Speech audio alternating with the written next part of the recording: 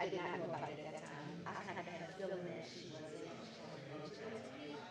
but she didn't say for sure if she's not. So,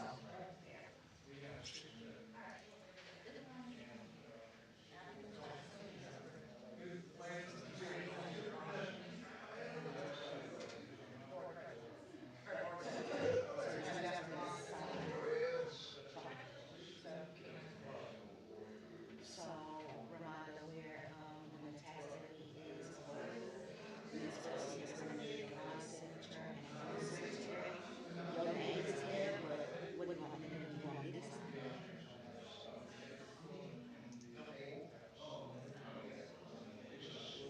Me signing, George is next to it.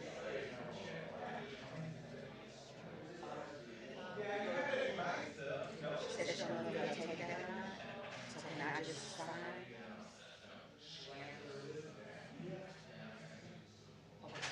She said I just sign. You want me to, am I saying it first? Okay. Okay.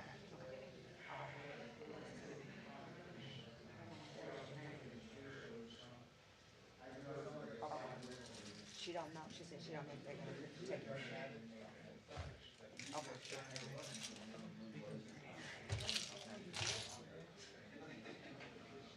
Okay, so I'm gonna put the motion and I'm gonna say yay or nay. Yeah. Okay.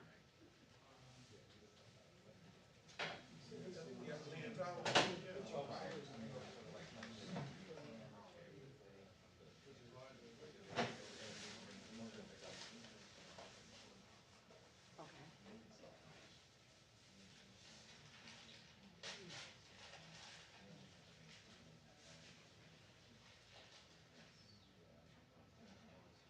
Let me stop being cute and put Alex is back there. How you doing today?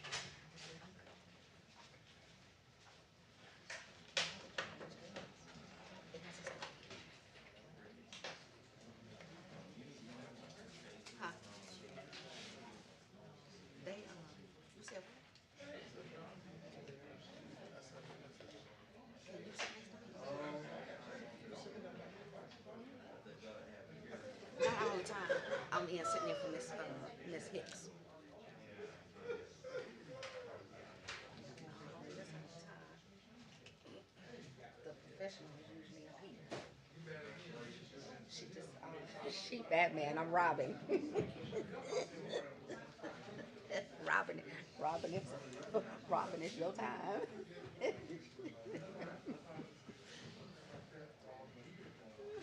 Yeah, no, no. Robin is here today.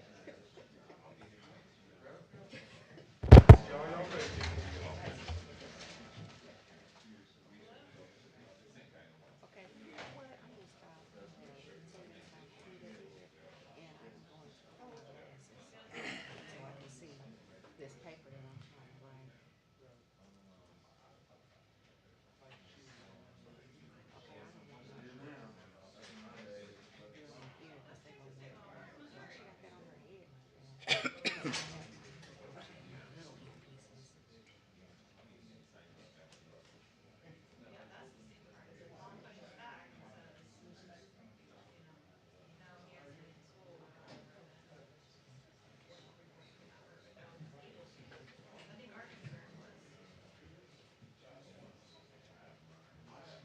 Okay, is my hair combed? Casey, is my hair combed?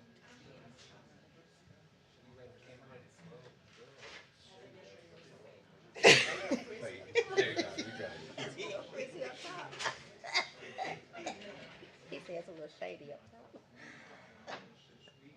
It's a little frizzy up there.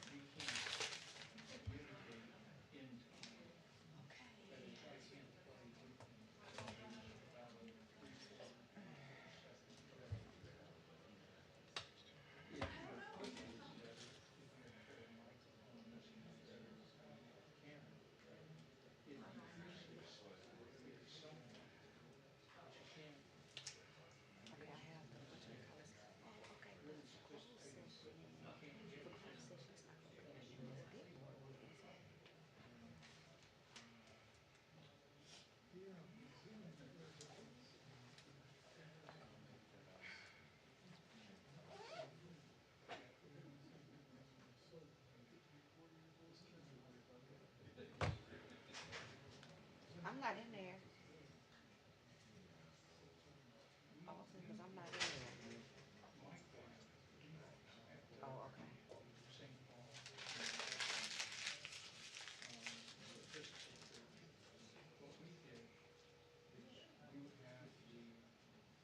And do I need to go back there for that?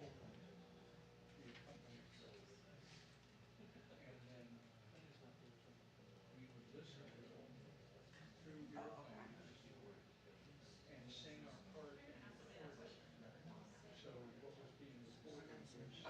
If you get on the Zoom, text my phone and tell me if my lips is too glossy. Because, baby, I got my lip gloss right here. Because you want to do it fast. So I haven't really been eating much yet.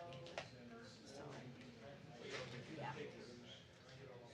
I did eat a little something. A couple of chips. I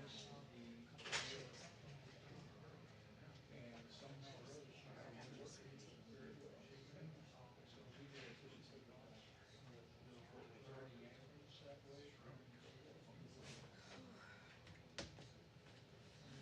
Okay. I should be okay with sitting next to Mr. Obing and Miss Graves. Miss Graves is something else. Listen, she was my son's fifth grade teacher. Back in the day, he's 32 now. Yeah, but she was his fifth grade teacher. But I had gotten into a really bad car and I couldn't really drive and stuff. And so she lived right up the street from us. So she would pick him up. She pick him up in the morning and she bring him home with her. For just about the whole school year. Yeah, good.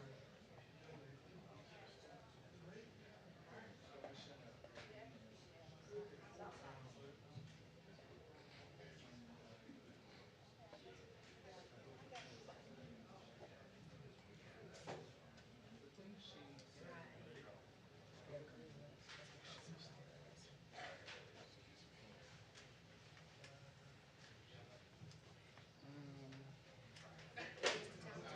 Is Mr. Taylor? Oh, he's on it. Okay. Which one is me? I don't know which one is you. Well, he moved us, Who did? Mr. Obing. Why? Where are you? What do you mean? Well, I was supposed to be where you getting ready to sit. Here? No? Are you getting ready to sit over there? No, I was gonna sit here. Oh, My Obing gavel's was here. trying to sit here.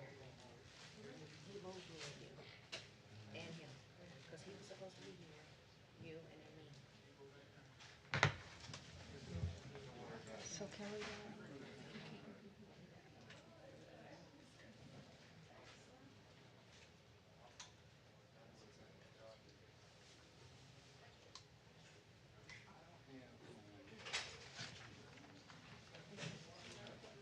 got on all that stuff we were talking about on the phone the other day.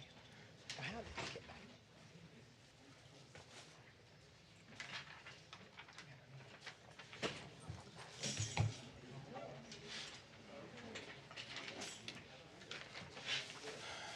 You want one for the special? Not yet. Are you guys ready? Hey, are you guys ready? Does everybody? I'm gonna go ahead and call the meeting to order at 6:10. Do we, I'm looking for a roll call vote. Christina, if you could do a roll call vote. Mr. Townsend? What do we do? Vote. Minutes. Ms. Kendrick? Here. Moore? Present. Here. Berger? Coleman? Here. Graves? Here.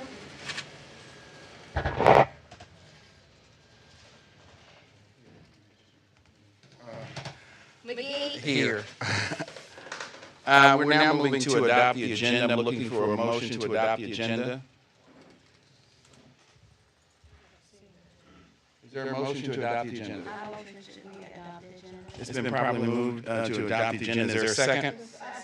Okay, all been moved and seconded. All those in favor, please say aye. Aye. All those opposed? The agenda is adopted. We're now moving to item 4, the vision statement. Carla, I guess, is that something that you will do? It's talking about policy AA? No, Mr. President, just for the public's awareness, that was put on the board agenda. The board, during their retreat, finalized the vision statement. So it's just a statement that reflects what the vision of the board is. So, Mr. President, it's just for you to acknowledge that we have the vision statement. You can move on to the next item or read it out loud for people to hear it, but they can read it themselves. That is totally fine, we can do that. And we have it to be read?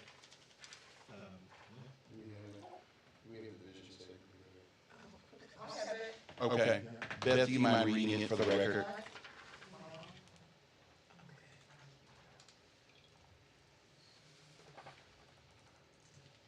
Are you on, Beth? Our vision is to empower our diverse student population as lifelong learners to think critically, communicate effectively, achieve and innovate in the rapidly changing world. We will engage all stakeholders in pursuing an environment that promotes inclusive communication. Students will have success today and be prepared for tomorrow. Thank you, Beth. We're now moving on to our consent items. Is there a motion to approve our consent items?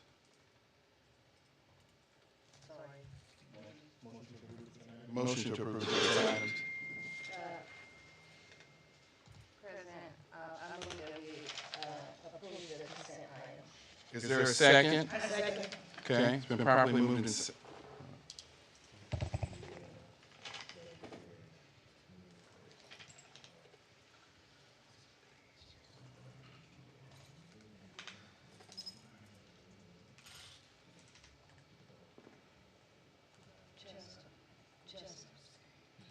Justin.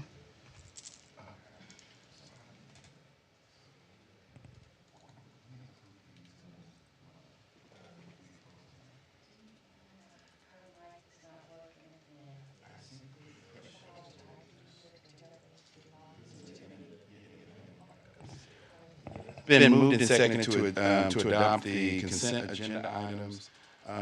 Ms. Venus, could you please call the roll? Mr. McGee? Aye. Townsend? Aye. Kendrick? Aye. Moore? Aye. Berger? Aye. Coleman? Aye. Graves?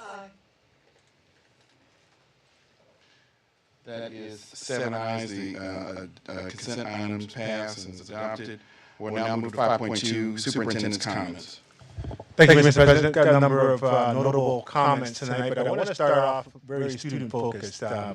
Last year and the year before, we had an award, or I should say the superintendent initiated an award called Above and Beyond, and we contributed dollars to students for their admirable, courageous, and academic achievements in our district. And backed by popular demand, it went quite well the first 2 years, so I decided to continue with the practice. And we have our first winner today, so I wanted to sort of acknowledge that in front of the board and the public. If I could ask Principal Beatty to come up and just recognize our student, and then we will present the student with our check.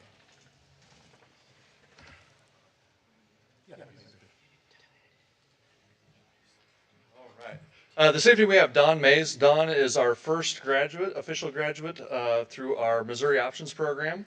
Don has scored, do you want to come on up? Yeah. Come on up, Don. Don scored the highest score that I've ever seen on the HiSET exam.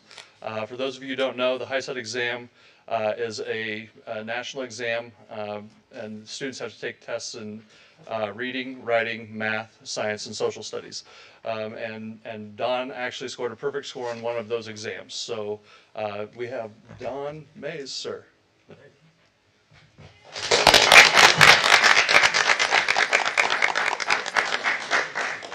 Don, we're going to stay where you are, Don. Don't run away. I know you're trying to hide there. We're going to take a quick photo in a minute. But first of all, I wanted to congratulate you and let you know that as part of being recognized, we've got a check for you of $400, and you will receive the actual check later on this week. But we've got a sort of a photo check for you. So I'm going to come up and take a photo with you, and then I'm going to ask you, give you some time to think about what are you going to do with all this money you're going to be getting. Well, it looks like we're giving her a blank check. Go ahead, girl.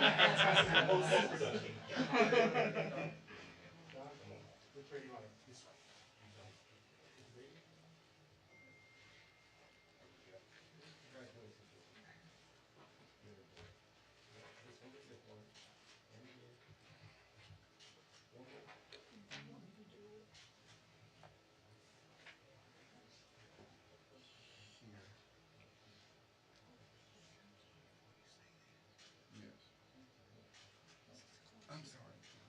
Sorry. There, after the request for future student. Yeah, after that. All right. So, Don, don't go away. Don, we didn't finish the question. You're going to be receiving a check. It's not going to be a blank, but it's $400. Can you share with us any ideas? What thoughts are you going to do with this money?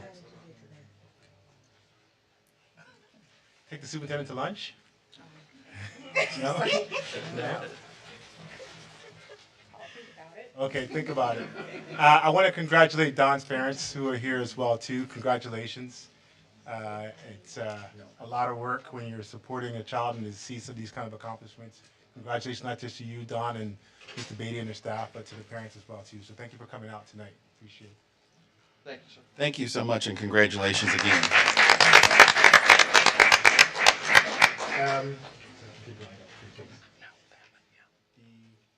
Let me acknowledge Alex, you back there. I wanted to sort of talk to our community that it is Hispanic Heritage Month. We wanted to recognize that. And if you go onto our webpage, you'll see the recognition there, and wishing everyone in our community well who come from this heritage. You can see it there. And the support to our students. And night before last, I was at new EL parent function we had, and we had quite a few Spanish-speaking parents that came out. So our community is quite diverse, and we want to make sure we acknowledge that. So thank all the staff and community members who are doing things to support our students and families who cherish this heritage. The next item, Alex, can you pull up the CSIP, please? So I'll spin up the CSIP, and the CSIP means Continuous School Improvement Plan or Comprehensive School Improvement Plan. I wanted to share this with the board and the community. At the board retreat, the board actually got a chance to see the first draft of this and approved it. I wanted to do a quick glance to show with everybody. This is part of our process in terms of receiving accreditation from DESE, Department of Education. And this document and the action of this document is worth 24 points. So it's significant. And so you will see in our board meetings, we'll be referring to the CSIP. If you hear CSIP, it means a continuous school improvement plan, and we'll do actions in order to move that. So let me go through quickly. Keep scrolling, Alex. So the first one just talks about the 4 components around sort of a comprehensive student. Superintendent's message there, you can go on and read that online, that's fine. Keep going. Right, a statement from the board recognizing the community and the support to the students there with the, can you go back? You're going really fast now. Go back to the board one.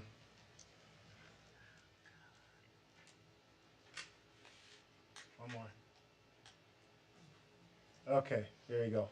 And you might, if you get a chance, make it a little larger. So we also wanted to recognize the board members individually because this is our book that we follow. It's a plan for the next 4 years, and the Department of Education recognizes that this is a partnership between the board and the staff, and wanted to acknowledge that the board has endorsed this and has had a role in doing this document. So scroll on. Scroll.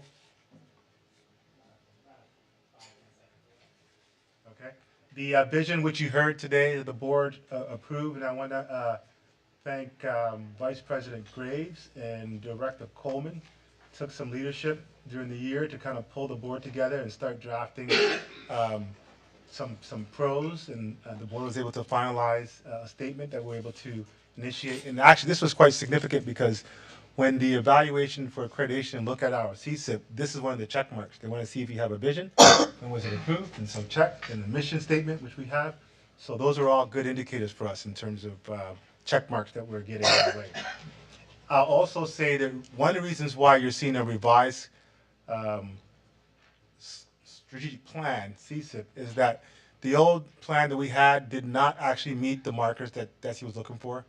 And in our conversations with DESI over the summer and in the fall, they were able to kind of identify some of the areas that was missing from our approach, and we were able to work with our staff and revise it in a way that will meet all the indicators so we can get the full points as we move forward. Okay, slide forward.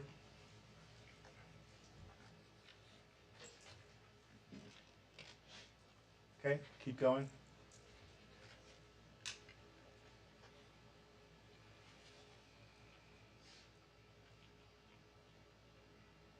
Keep going.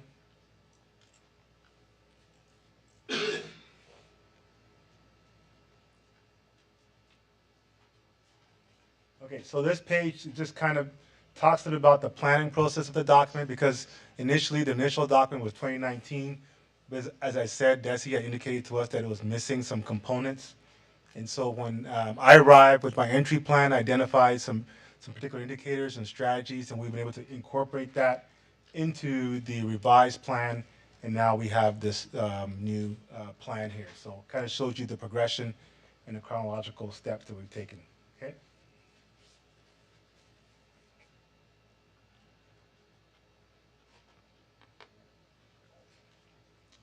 The plan is in the 3 pillars, right? Pillars around our district. So you'll see some foci or focus areas around our district. And then we've got a pillar around our schools. And then the final pillar, pillar C, is around our community. And those were stems that were sort of established by the community 4 or 5 years ago in terms of good areas to work in. And it fits in line with what the department is looking for as well, too. So we maintain that structure and kind of change some of the strategies that we are putting in for it. So pillar 1, so the framework of this document, when you see this document, it'll be loaded this week. You can see it online. And for board members, you will get a copy. Give you a little background around what our district means. Slide on.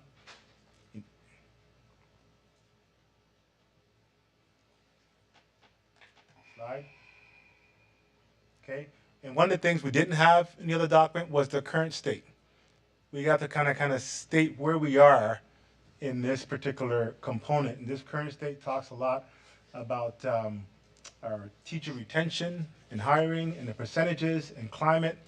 That gives us a starting point in terms of being able to measure when there's growth. One of the things that was missing from our previous document were there weren't any metrics, indicators that specifically showed growth from the goal areas that we put. So now we will have that. Okay. Slide. Okay, that's hard to read, but keep going, Alex.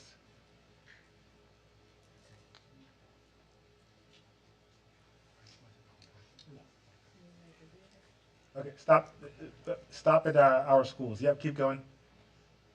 One more.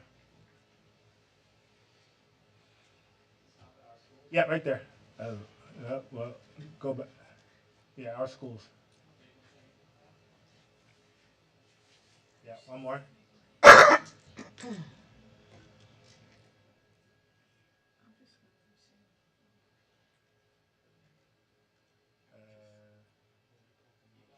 Yeah.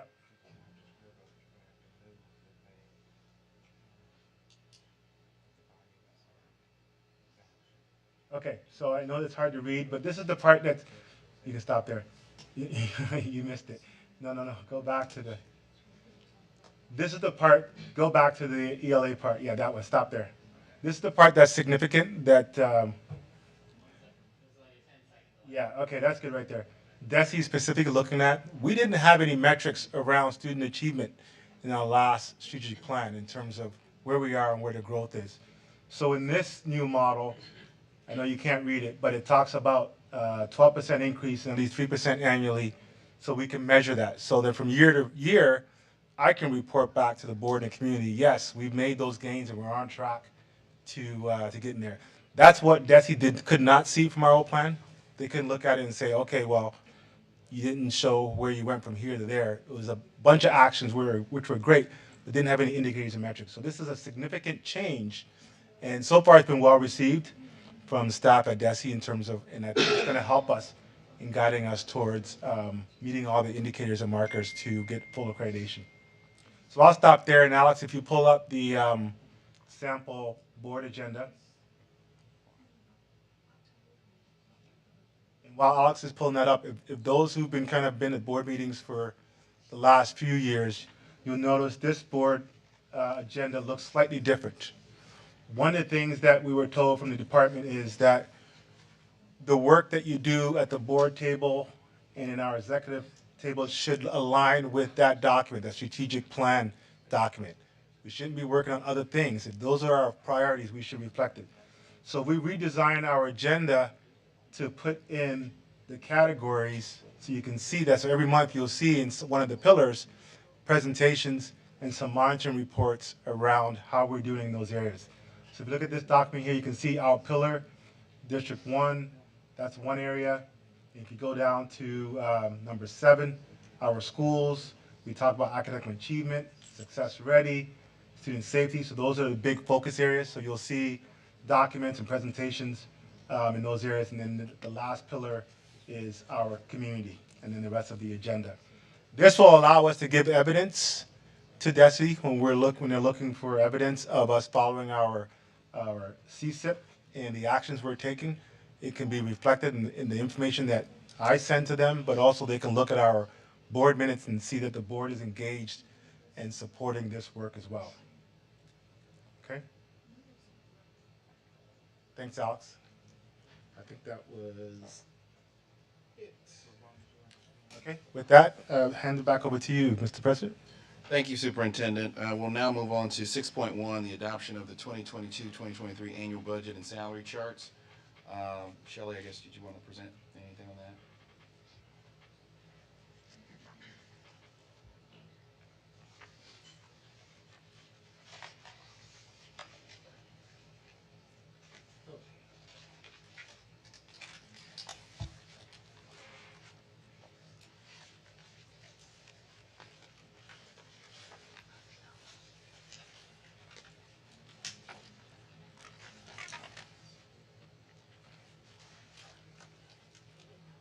We're going to do it after this.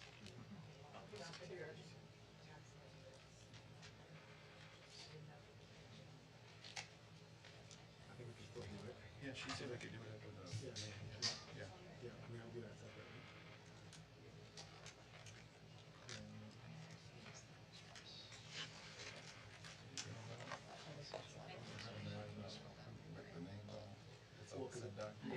Good evening, Board. This is the 22-23 annual budget. So I'll just start with the good news. We're projected at a 55.4 fund balance at the end of the school year with a $46 million cash flow. These are the local revenues, what's made up. You'll see the local tax resources has gone up quite a bit from last year. It's like 8.5 million. So we have a total of 49 million budgeted in local. So the district's assessed value increased from 537 million to 561 million.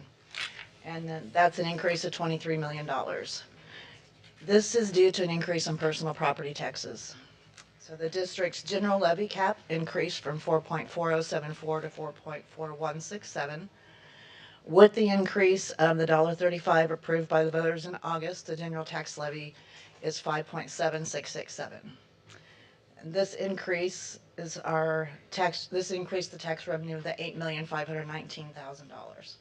So with our debt service still at $1.10, our total levy for the 22-23 school year is 6.8667. These are the general obligation bond debts that we have on record right now. I have the 2016, 2016A, and the 2020. You'll see a total of $3.5 million in principal and a little over $2 million in interest for $5.5 million going towards our debt service fund, leaving us with $55 million in total outstanding general obligation bonds. This does not include the new bond that was approved in August. So this leaves the district with a bonding capacity of $28.6 million, but that is before the $20 million. So we actually have an $8,600,000 bonding capacity at this moment. County revenues are our smallest amount. We're budgeted at 1.1. And then our state resources. So our basic formulas dropped quite a bit due to our average daily attendance and our WADA. So we're at 25.9 million. And then our transportation has gone up a little bit, and we're supposed to be fully funded, but it's kind of hard to determine. I didn't really want to budget at 100% because that hasn't happened in a very long time. So the classroom trust fund is $2 million, and so our total state resources are at 31.3 million.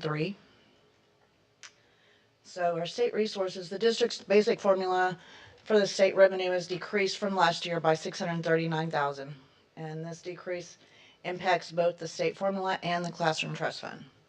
So the average daily attendance, which is used to calculate the state formula, decreased by 210.7175, and the state adequacy target is projected to stay at 6,375. So because the district is considered a hold harmless, we are able to use our 2005-2006 weighted average daily attendance, or our WADA, and that is the it's supposed to be 4809.5425. And what it would have been if we were not hold harmless is the 3905.2. So if we were not considered home harmless. So the district is using the 2020 ADA to estimate the WADA due to COVID relief. I'm not sure how long we're going to get to do that, but we did get to choose which year we wanted to use. So with this number, the district's WADA has decreased from last year by 13.7108. So the transportation, I kind of talked about this a little bit, is funding is supposed to be 100% funded, and it's based on last year's ridership and mileage, and the district's budgeted transportation is conservative based on historical data. So, and the Prop C is based on 1,225 per WADA.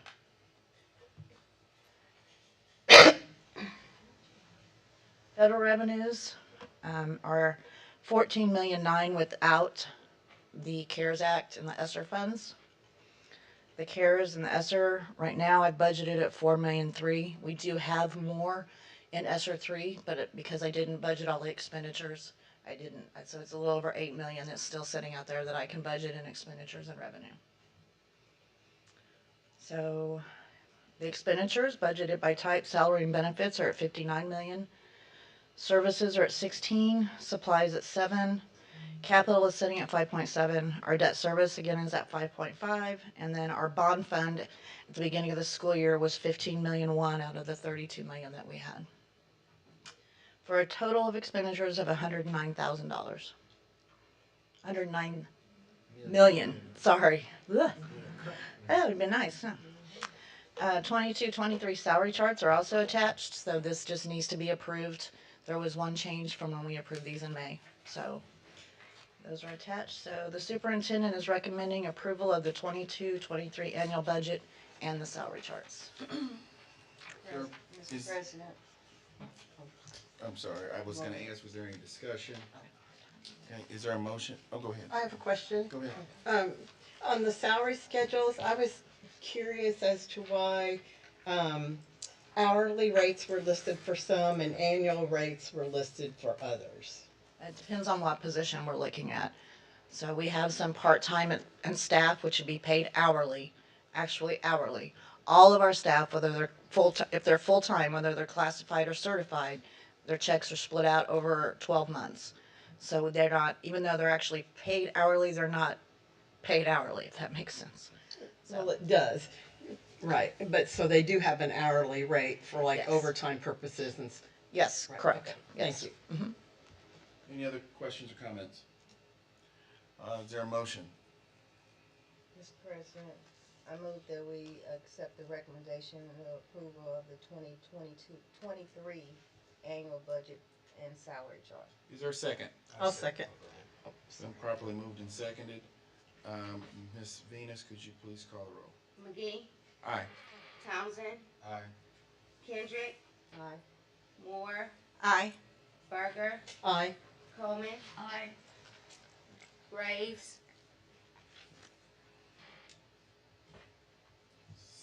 Looks like it passes 6-1. I will go to item 6.2, which is the September 22 financial update. Sorry.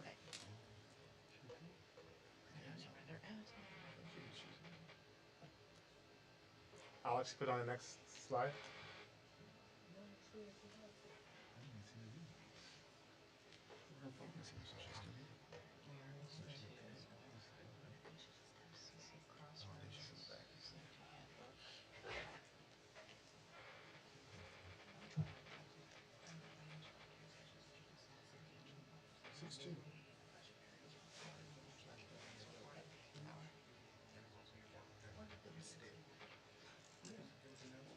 No, I guess it was 6-0. I'm sorry, 6-0.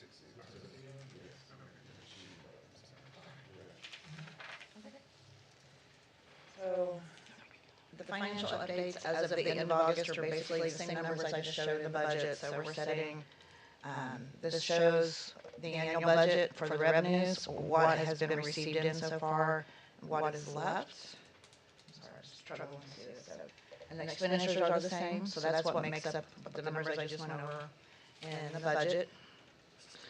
So this is where we get the 55.4.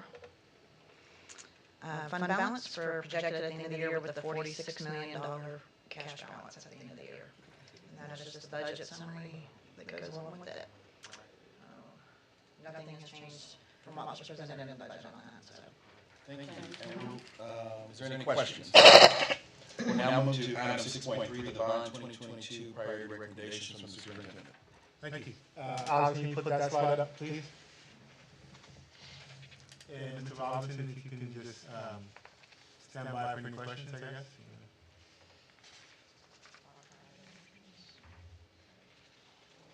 So let me first thank the board and the community for supporting the bond that's going to support our students in our district. And one of the critical things is to utilize these dollars most effectively. We are in the process of developing a master facilities plan, looking at all the things we do with our buildings, and a portion of that is how we implement the 2022 bond project. So we have a 2020 bond that we're just finishing up, right? So this is phase one of that. We'll come back and give other phases and share information and make requests as needed as well. Slide, thank you. So in developing these priorities, these are the areas of priority within this portion of the master facility plan. A sixth grade center, middle school redesign. We talked about that in terms of redesign on middle school. We're really looking at real world learning as well as a board of education center that can have some facilities that's adequate for the board to run its business and also support community engagement. Community center, and a community center meaning that providing services that support our students and families so we can locate everyone in a central spot that they can get access to information, as well as do registration and things like that that directly impact the district. District storage space, that's one need from our facilities people, that we need a viable storage place that has all the material we need close in proximity to our schools we can get to. And then last but not least, schools safety upgrades. Considering all the things that have happened in schools in the last couple decades, and most recently in Uvalde in terms of safety, we know we need to upgrade our buildings to ensure the safety is there, to put in the appropriate technology that will support plans that we can put in to respond to emergency situations. So those are the priorities that we're looking at to focus on. Okay, slide. Why a master facilities plan? Invest in the school district to promote growth, because we certainly want to do that. We want development of community and blighted spaces. I know I've heard the board talk about renovating or help fixing up buildings that we have that are blighted or areas that are blighted, so we've considered that in the planning. For sure, systemic academic alignment programming education is our first priority, and being able to have great learning spaces is going to help us in terms of how we facilitate learning for our students. Desirable learning environments for our students, and of course, 21st century instructional programs, right? So some of our spaces are not conducive to the latest technologies or the latest teaching modules and styles, and we want to make sure we investigate that as we have the opportunity to make these changes. Community engagement spaces that invite community and businesses into districts as partners in education. We've had presentations from a number of different groups, such as CAC and other groups who are interested in continuing to support our students and our families, and we're very much excited to have them live in our spaces in some way, and I know the board has kind of supported that along the process. And then last but not least, again, we want to ensure safety and security of all our district buildings. That's one of the primal priorities for us is making sure our students are safe, but also that our staff are safe. We've got the right things in place. So that is the backdrop in the rationale around why we're developing this master plan. Okay, slide. Just to go back a little bit of history of the board, may not realize, but they've actually been on the track on developing this plan. And they've done a number of things to kind of support the district in being prepared for that. So back in January, if you recall, the board supported a $4.5 million approval on the middle school redesign. So the board already said, yes, we need to do something about our middle learners, and we started looking at that. And that's incorporated into this plan as well, too. In January and February, the superintendent had parent community meetings to talk about middle school and also engage parents around what they thought were needs, both on the facility aspect as well as just engagement. And they talked about many of the things you saw on the last slide in terms of they'd like to see the district and the board do moving forward. And then we moved on to, in May, $20 million bond and tax levy for the ballot. Board went through a process to get that on the ballot, and was very successful to get it on the ballot. And then between May and August, the board had a campaign and had an external campaign group of community leaders coming together to campaign about the needs of the district and the board, and articulated the priorities I shared before there around the academic pieces, the community pieces, and the central office pieces there. So there was some community engagement by the board members in that, and the superintendent did as well too. In July, the staff came back with a scope of work. There was a need to kind of narrow the focus as looking at the work that was going to be supported once the approval was, and to support the campaign committee to understand specifically how we utilize these funds. So all that's considered. And then finally, of course, Victory Day, Voter Approval Day, where we had 76% approval on the bond, and that is sort of the chronological journey that the district and the board has been on. And so, next slide. And so that brings us to how we're going to implement this project in phase one. So one, we're definitely looking at renovating Simonton, and we'd like to make that the sixth grade center. Additional spaces, you can see in those graphics on the right, those are the type of spaces that we need for our future learners. Maker spaces, and maker spaces, for those who don't speak educational jargon, is furniture that's movable and changeable, and you can apply them for traditional kind of learning or cooperative group learning or technology in terms of learning. And so those are kind of spaces that we need for our students. And the last graphic on the bottom talks about demolition of buildings, and Old Smith Hill needs to be demolished. And we've had quite a bit of time in the summer with a number of fires and other things that are happening that's costing us dollars and time. And so there's some cost to that, but it's dollars well spent in order to clear that property and do something that's going to be more beautiful for the community to look at than a blighted building. Okay. The community center. And what I didn't say in the previous slide, you can go back, is it's sort of a domino effect when we actually get to implementation. If we get one site going, then we can shift. We need swing space to shift staff or students to another, and then move, and we can do another project, and there's something we can do simultaneously. If you go on to the next slide. We started doing some work at Burke in the past year. We're currently looking at a site at Burke for the community center, and we feel that is a viable spot because one, it's on a bus line, accessible to our community, and it's got the space already there. We put a lot of work into beautifying that building, and it wouldn't take a considerable amount to turn that into a Hickmanmills community center that offers a number of different things to our students in our communities.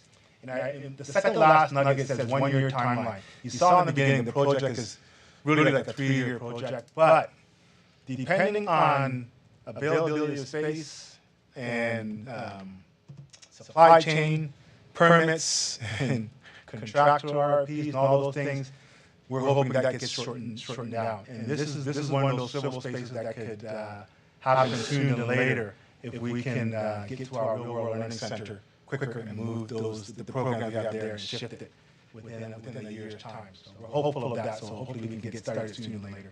Next slide. Kind of package this together, real-world learning center and the Board of Ed Center. You know, we've started the programming piece in the real-world learning center. We need a central location that we can really develop really quality programs. You can see some graphics here. We've actually started this fall a welding program with a gentleman that has a number of our students. They do work in the school, then they go out to a site and learn about welding, and they're doing OSHA training and things like that. So we need a center that we can offer many other opportunities for our kids. So the pathway is not only for everyone to go to university and become a doctor. There are so many other occupations and careers out there that we need to give our students opportunities for. And so this real-world learning center will enable us to expand on the work that we've started and really build on that. Next one.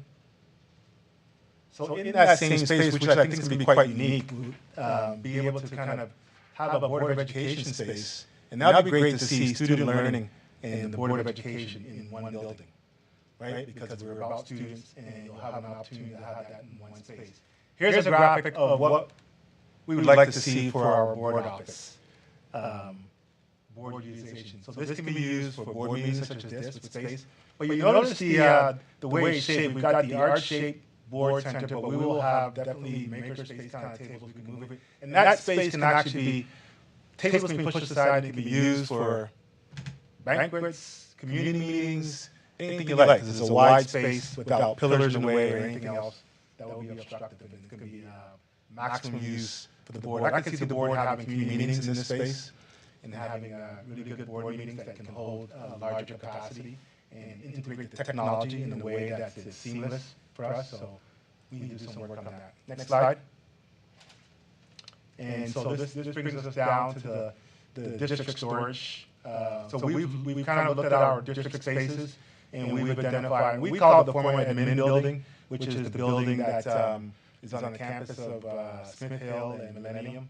And we currently use it with some staff right now. We've got some community pieces in there. We want to consolidate that and really make that our district storage space. And it's proximal to both Smith Hill and Millennium. So that saves a lot of transportation pieces, and it's right in the middle, essentially, to other schools that we can get to. And then not a significant amount of money to kind of turn that space into a quality storage space that we can have cooling and heating for the types of things we have to do. Also, economically makes sense because we can purchase things on economy of size. If you remember back a year ago, was it a year ago? Maybe even longer than that, we had the food shortage crisis during the pandemic, and we lost access to our food services because we lost a vendor for that. We never missed a meal that month, and that was only because we had storage for about 4 weeks of food. We had more. We could have sustained that regardless if we had help from other districts or community as well. So that'll allow us to be more flexible around things like that. And then lastly, we put some dollars in there around the security upgrades. Mr. Robinson, our director who's responsible for over safety as well too. We're investigating some really good technology right now. We know there was an incident in Olathe last year, and they've kind of revamped their whole security system and looking at some technology. And so we're looking at that and comparing and seeing what can we do. Because we want to be preventative, right, rather than reactive, right? Don't wait till something happens and then, okay, we got to put something in place. Let's learn from others and try to put the right things in place as we move forward. And of course, school facility upgrades, we're finishing the 2020 bond, but as I walk to schools, I walk through schools, I still see some little things that I think that could make it be more curb appealing. You know, if I'm a parent, I'm coming in and I see, rust on one corner or something like that, why can't we get that painted up? So we've got a budget for that. We can clean those things up, and principals will be happy for sure and be able to present their schools in a nice fashion. And then one more slide, I think. So that brings us to the 19 million, which is just under our 20 million bond in phase one. And then we still have work to do. Next slide. In phase two, which we'll come back and update the board on and give you some information, our planning is looking at renovating Johnson in some capacity because we don't want blighted sites up. And that'll be part of our middle school redesign, as we see how well the sixth grade center goes, and we'll kind of determine how we move from that. But we've got some numbers ready. We know that'll be about 11 million to do that work. But just to remind the board that the board did authorize the superintendent $4.5 million in January, and we didn't spend that money we were going to purchase. So that'll be added to the pot as we start looking at phase two. But we will come back and have conversations about that. Mr. Robinson, is there anything I forgot that you think is noteworthy at this point, or do you want to hold for questions and maybe add some details? Thank you. Next slide. Okay. I wanted to make sure that before the board moved on the next step, I mean, we've done a really good job. You saw the timeline going forward, but wanted to be sure that the board had these considerations. For staff, we have conversations. We talk about some of the things that we think are important, and then we communicating with the community in the right way as we move along, because sometimes we're trying to move really quickly. And these two questions I just posed for the board to think about before as they move forward, and has the board engaged the community in determining 2022 bond priorities? And then the second question, did the proposed new facilities align with the potential student growth within the district and investment in the community? So those are things board members probably are thinking about, have been thinking about, and I hope are thinking about. But if you haven't, we wanted to put this up there to remind you that that is part of your fiduciary responsibility. Kind of look at that. And then to the last slide. Finally, the recommendation, Mr. President, Superintendent recommends the Board of Education to approve Master Facilities Plan 2022 bond project inclusive of renovation of Simonton, demolition of Old Smith Hill, development of a community center, development of a real world learning center, BOE and administrative center, and district storage space with additional financial resources as presented. Mr. President? Thank you, Superintendent. I will open it up to any comments or questions from the board. I did want to add, I think that this presentation is inclusive of what was presented to the voters, which I think was, I think is really important. And I want to note that, the bond package was supported by 76% of the vote in this community, which I think is really good, because surrounding districts can barely pass a bond package with a little over 51%. So the fact that the community really supported this effort is a real testament to the investment in the school district. And I know I had a conversation with Director Berger even today talking about some of these sites that we're trying to renovate and make better for the community that are in the community are blighted with trash, boarded up and broken into, and really, frankly, unsafe for the community that lives around it. And so I think that I just really commend you and your staff for putting this plan together. Are there any other questions or comments from the board on this plan? Yes, Director Berger. I would like to thank the superintendent and all the staff for including the real world learning component. I'm really excited about that, knowing that not all students desire or can afford to go to college. And I want to say that the labor community is also excited about it and want to be involved. We have, numerous training centers here in town, and they want to share that knowledge with our students as well. And I see the Real World Learning Center as an opportunity to do that. So thank you very much. And I'd add to that, we are sort of leading the way. Last year we went to the Lowe's Hotel, Kaufman, and hosted an event there. And Dr. Rowe and her staff, I think, got an award for the innovation that we're doing with regard to real-world learning. And so I think that we're being recognized by other area school districts shows that we're sort of leading the way on that effort, which is a testament to the staff we have here, and I think it's, you know, it's an investment for our students, but it's an investment for the community. So I think that's a really good positive step forward. So is there a motion to accept the recommendation? I move that we accept the recommendation, the superintendent's recommendation, for education to approve the master facilities plan. Second. I know. I'm sorry. Projects inclusive of the renovation assignment and demolition of old Citadel, development of community center, development of real learning center, and border education, and Mediterranean center, and additional resource space for the district financial resources as presented. Is there a second? Second. There you go. McGee, Hold on.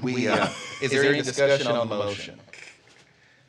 I did want to just simply add, specifically to the demolition of Smith Hill, I think that the community is really going to appreciate that. John Sharp toured that facility and said that it would be a really good facility for an episode of The Walking Dead. So, you know, I think we should try to get that torn down. So, all right, Ms. Venus, if you call the roll. McGee, Aye. Townsend, Pruitt, Aye. Moore, Or aye.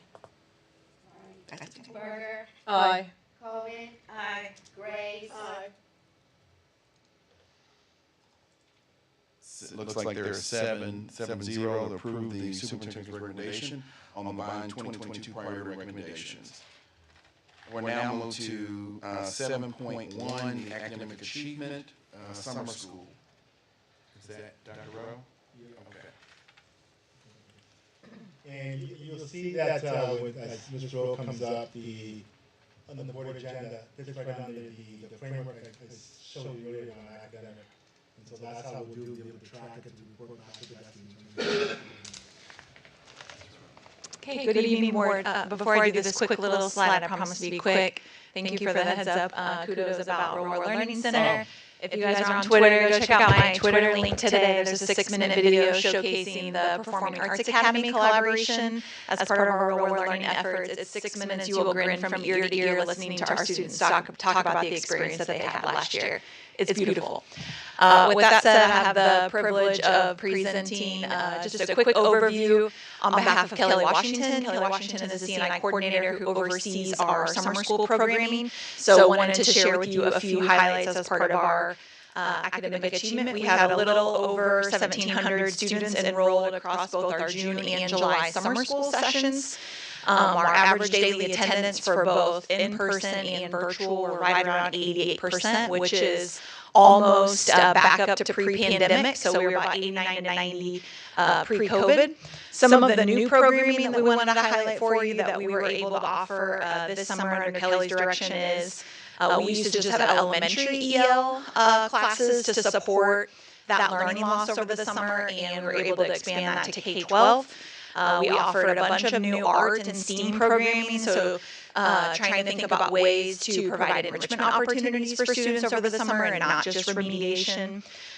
We did have a new retention policy in place at our middle school this last year, and so there was mandatory summer school for some select middle school students, so that did increase our enrollment a little bit, but the strategy worked and they showed up and were able to get back some of those skills that they had lost.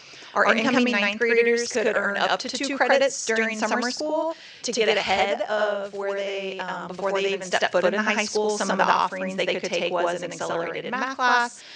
They could take health, they could do leadership, they could do personal finance, so some good options there. And then lastly, we have a student, Ruskin summer school student internship program. So that started 2 summers ago. We hired 11 student interns to work in our summer school program as essentially instructional assistants. So they were pairs. Some of them worked with the principals. We were able to grow that to 21 total student interns this summer. It is a hot topic in the district. The Ruskin students love it. The teachers love having that partner. So we're excited to continue that. And then lastly, in the top corner, a great data point for you is that 90% of the students the high school students who were enrolled in summer school, because high school really is, for the most part, credit recovery, except for those freshmen who are trying to get a jump start. But 90% of the students enrolled earned at least one or more credit during summer school to get back on track. So just a few highlights. Thank you. Were there any questions for Dr. Rowe? Okay. We're now going to move to item 7.2, the Special Education Local Compliance Plan.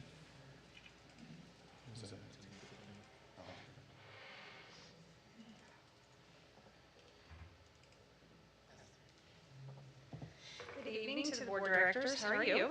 My name is Teresa Tanner. I'm the Executive Director of Student Services. So tonight I'm presenting the Office of Special Education, Federal Office of Special Education has updated the Model Compliance Plan. What we have rules we have to follow for special education. Missouri adopted those changes back in June, and us as a local school district, we have to adopt them by October 1st. So I'm looking at the changes and the updates that they made. There were 4 wording changes that were insignificant, and then there were 6 substantial changes. Some of those substantial changes really include they're going to allow us to have Zoom IEP meetings, but we've kind of practiced that back in the COVID years. Some other ones is they're going to allow, so some of our diagnoses have to come from a medical professional, so now they're allowing licensed practical nurses to identify those medicals, and we can accept those diagnoses from them. Another one is parental consent. Sometimes we have to offer 2 times for a parent to be able to come in, and then after that second time, then we can go ahead and move forward. For parental consent, it's for the reevaluation, so we can go ahead and reevaluate a student if they've already been identified if a parent doesn't show up twice. So those were some of the big substantial changes in the new model compliance plan. And so what I'm asking is for you to adopt the recommendations for the model compliance plan. Is there any questions or comments?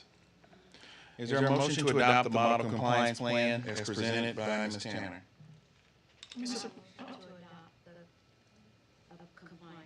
Is there a second? It's been properly moved and seconded. Ms. Venus, you call the roll, please. McGee, Aye. Townsend, Kendrick, Barmore, Aye. Berger, Aye. Coleman, Aye. Graves, Aye. It's 7-0 passes. Thank you, Ms. Tanner. And Mr. President and Mr. Obing, I will have to have your signatures for a form that we have to send to Desi at the end of the meeting. Okay, thank you. We're going to move to 7.3, adopting the conversation about adopting schools. I know Ms. Graves asked me to put this on the agenda, so I'll turn it over to her. Mr. President, some of the board members have been waiting for direction in terms of adopting schools. I don't know which way you choose to do it. Sometimes the directors will pick a school that they want. Sometimes the president will do that. So I don't know what the pleasure of the board is. So. I'm open to any kind of conversation about that. Ms. Dr. Kendrick, looks like you have something.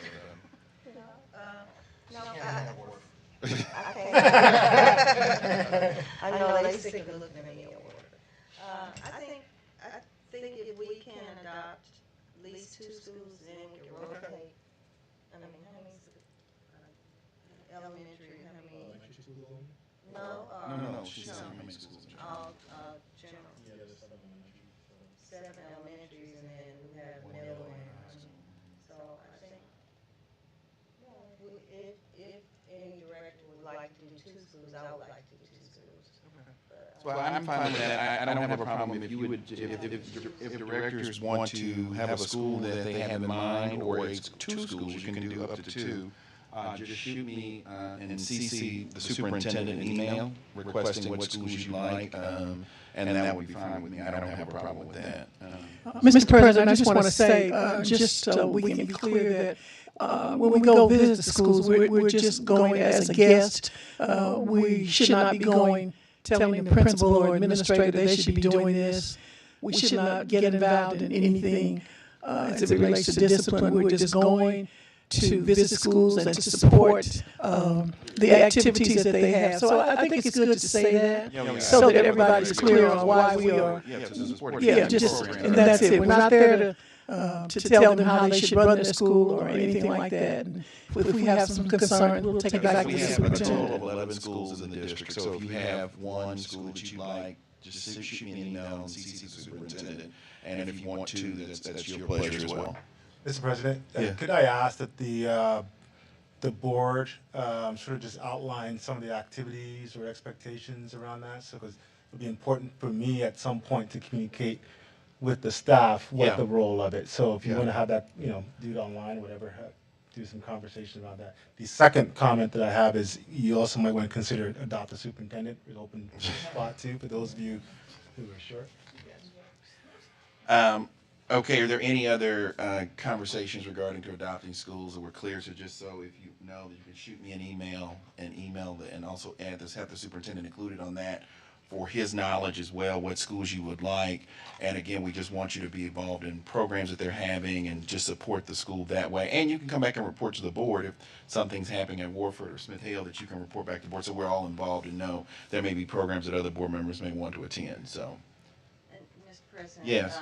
Since, if we can maybe do a little committee to do, the guidelines for. Well, we actually have a committee in which I'm going to send this evening as well. You asked about, we can actually put that in our policy committee, which is fine. So we can do that in our policy committee, which I believe Mr. Townsend chairs. So. Well, even though we don't adopt a particular school, we can still go to events at that school. Correct. That's what I because we said. have Yeah, the yeah, event yeah. list. You can always go to an event. You're open to go to any event in the school district. So. Just a reminder, I forgot to do this. We are doing some school visits for board members on Monday. Yeah. If you haven't signed up and you have your schedules opened up, you're welcome to come to part or all. Just let me know, and we'd be happy to fit you in. I had a question. It wasn't a clear timeline. It just said from 9 to 4. Okay. So we're going to move on. Are there any other comments or questions about this? Okay, we're going to move on to 7.4, communications and audience comments. I know there was a few folks that wanted to talk tonight. If you could go ahead and line up at the mic if you're here and you would like to say anything. I don't know, is there anybody? I see our state representative is here, Representative Sharp. Thank you, Mr. President and members of the board. I just wanted to say that I am very, for the record, State Representative Mark Sharp, former graduate of Hickmanmills School District, and Hickmanmills School District is in my legislative district. So I wanted to be here today and just say how happy I am with the changes that we're looking to make. I do think from the state perspective, making some of these changes as far as having these metrics that we're going to use, really going with these guidelines that DESE has set forward, for us to get back to full accreditation, I think is a fantastic idea. I think some of the moves that we're making are very bold, and I support those ideas, and very happy to see that this board has adopted these measures, and I look forward to continuing to support the Hickmanmills School District, and just wanted to go on record for saying that. I don't know if you can help out with this at all, Representative, but I don't know if you saw Shelley's presentation about the state formula, how it's going down. If you can help us out with that, that would be greatly appreciated. I'm working on it. I'll work on it as best as I can, for sure. Thank you, Okay. Representative. Appreciate Thank you. it. Were there any other audience comments?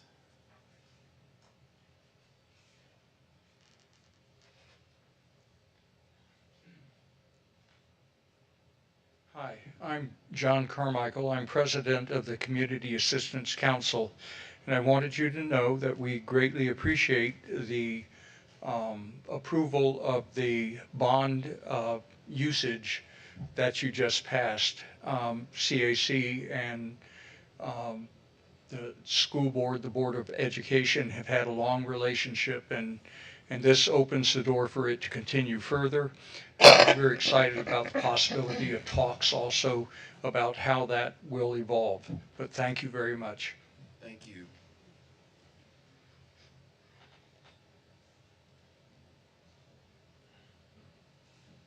Mr. President, members of the board, I'm John Sharp, 55-year resident of the district. And I just wanted to thank the board and all members of the board personally for your efforts on educating our constituents about how important the bond and levy campaigns were. As you know, I had the honor of co-chairing the bond and levy campaign with Vice President Carol Graves, and we could not have done this without the strong support of the board. And I'm not sure everybody realizes just how significant those votes were. But I felt pretty confident all along that the bond issue would pass because it was a no tax increase bond issue. And I had the opportunity to co-chair the 2020 bond campaign with Waukesha Briggs, you know, former president of the board. So I felt all along that we had a very good chance of that. But passing a levy increase ain't no easy thing. And to get a 2-to-1 margin on that was just phenomenal, because that is so much more, so much a higher percentage than a lot of surrounding districts have had. And I think it shows that although we all know that probably a majority of residents of the district no longer have kids in our schools, a lot of them are maybe not as old as me, but they aren't as young as you, but they got it.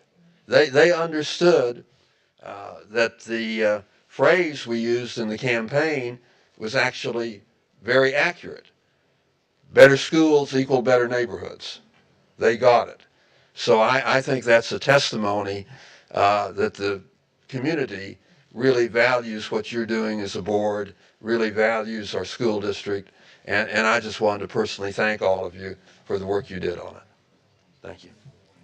Can I make a I quick just want- comment real quick before you sit Oh, down? go ahead. Okay, I just want to say that John and I work together, and I'm telling you, I want everybody to know we work very hard. All our little group, we met every Tuesday. We were out on the polls on that Tuesday. I know it was close to 100 degrees. We worked hard. The union, they got their people together. Donna Brown got her people. I mean, it was really, really, truly a labor of love and commitment. We didn't have a big committee, but we worked very hard, and we was out there on those polls. And I'll never forget how hot it was. That stays in my mind. Thank you, John. He was excellent. We talked all the time. He was an excellent leader. He came up with the theme that we had, and he just worked very, very hard. And you know, we were begging people for money, and you know, I mean, literally begging them for money and going back asking them for more money. So it people don't realize behind what goes on behind the scenes, but it was hard work. Do not ask me to chair another committee, Mr. President. Thank you, I John. was gonna say, John, before I was, jump the gun here. There's that old phrase: "If it ain't broke, don't fix it." So I think you and Carol made such a good team. When we pass another bond, we'll bring the A team back together. So, no, thank you, John. I appreciate it. So we are going to do something a little bit different here, Miss Kendrick. If I could just get you for 1 second, we are going to. I'm sorry. That's what I'm trying to see here. We're going to close out this meeting because we have to do the tax levy hearing. Then we're going to come back and then go into closed session. So I'm just letting you all know that. So I will take a motion to adjourn this meeting so we can do our tax levy hearing, and then we'll come back. And I'm sorry. Take a recess. Excuse me. Yes, take a recess. So a motion to recess so we can go into our tax levy hearing. So is there a motion to recess? Motion to recess. Is there a second? I'll second. Okay, it's been moved and second. Ms. Venus, could you call the roll? McGee, Yes. Townsend, Aye. Kendrick, Aye. Barmore, Aye. Berger, Aye. Coleman. She just stepped out. Did you get her? We're going to do this? Oh, okay. She just stepped out. Graves, That's six yeses, and so we're going to recess, and so we're now going to. I'm going to call to order at 7:15 the hearing to discuss the tax levy rate change. Could you do a roll call, please, Ms. Venus? McGee, Here. Townsend, Here. Kendrick, Here. Barmore, Here. Berger, Here. Coleman, Graves. Here. 6-0 present. Do I have a motion to adopt the agenda? Mr. President, I move that we adopt the agenda. Is there a second? I'll second. Been moved and seconded. All those in favor of adopting the agenda, please say aye. Aye. All those opposed? Okay, we'll go on to 4.1 tax levy hearing. Go ahead, Ms. Thank you. So this is the tax levy hearing for the 22-23 school year to set the tax levy for the year. You'll see the notice that was put in the paper. This is the approved assessed valuation after the Board of Equalization, so that should not change from here. There's a comparison between 2021 and 2022. You'll see that 561 million compared to the 537 million I talked about in the budget. And that most of the increase is in personal property. So this is the levy. You'll see we're at 5.7667 for the general operating levy, $1.10 for debt service, giving us the 6.8667 that we spoke of earlier. This is the revenue that will generate, which is the 38,000,005. Sorry, I'm having trouble seeing. So the district and the superintendent are asking that you approve the tax levy hearing, or the tax levy rates, excuse me, in the amount of 6.8667 for the total levy. I move that we accept the superintendent's recommendation to approve the tax levy at 6.8667. Is there a second? I second it. It's been properly moved and seconded. Is there any discussion? Ms. Venus, could you call the roll, please? McGee, Yes. Townsend, Yes. Kendrick, Yes. Barmore, Yes. Berger, Yes. Coleman, Graves. Yes. Passes 6-0. Thank you, board. Thank you. So I'm looking for a motion to adjourn. Ron, you want me to say that? No, not yet. Motion to adjourn from the tax levy meeting. We adjourn from tax levy. Second. So all those in favor, say aye. Aye. All those opposed? Okay, we are now going to re-enter our regular board meeting. Is there a motion to re-enter our board meeting? A motion to re-enter our board meeting. Okay, thank you. Is there a second? Second. Any discussion? Ms. Venus, could you call the roll? McGee, Yes. Townsend, Kendrick, Aye. Barmore, Aye. Berger, Aye. Coleman, Graves. Aye.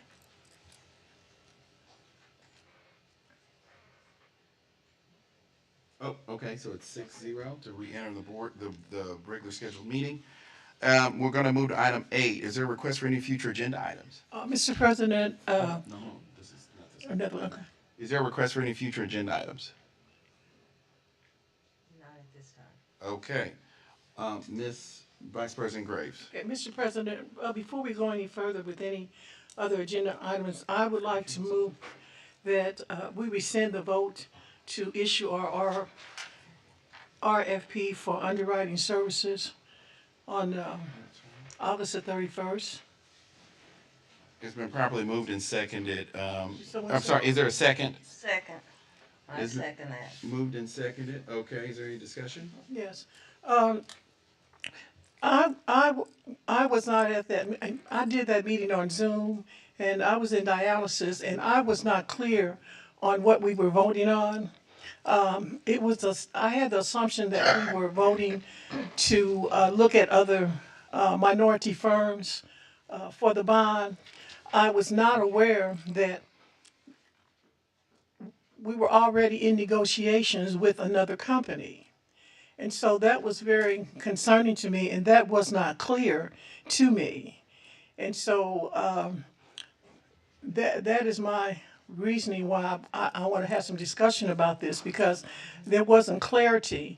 I know during our retreat, we talked about looking at some firms when we had our retreat in July, but I had no idea that the district was already in negotiations and really finishing up that bond. And I wasn't clear when I was on the call about that, and I wasn't clear on what I was voting on because the Zoom system was messed up, and so I was just voting yes on something that I thought was not really what it was. So I'm just bringing this back to the board. This is just my take on it. I didn't understand the vote. I didn't know that the district, like I said, was finishing up negotiations. And I don't think that that's a good look for the board. And I don't know if any other board member, has any take on it, but we're working on a deal and then we say, no, we're not gonna do that. But we still have to pay them, and they were not aware of what was going on. So, I mean, that's my take. I don't know if any other board members. I agree with you 100%, Ms. Graves. Is there any other discussion? And I would just like to add that I know that our finance department and superintendent, I'm sure they already have a good relationship with the company that handled the 2020 bond, and that they helped prepare for the bond that we just passed. And so I would agree with Carol that I think we need to reconsider what happened in the August meeting. I wasn't here in August, so I can't say one way or the other, but I would like to also, I support that.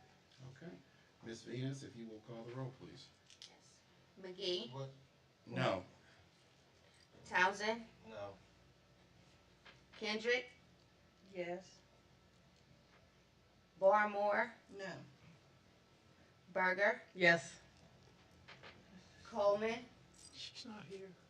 Graves, Yes. The motion fails. It requires a vote majority. We're now looking for a motion to go into closed session.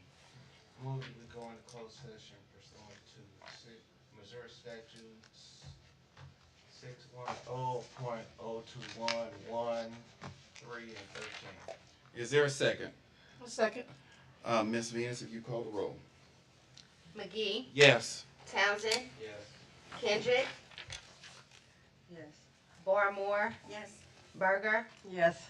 Coleman, Graves, Yes.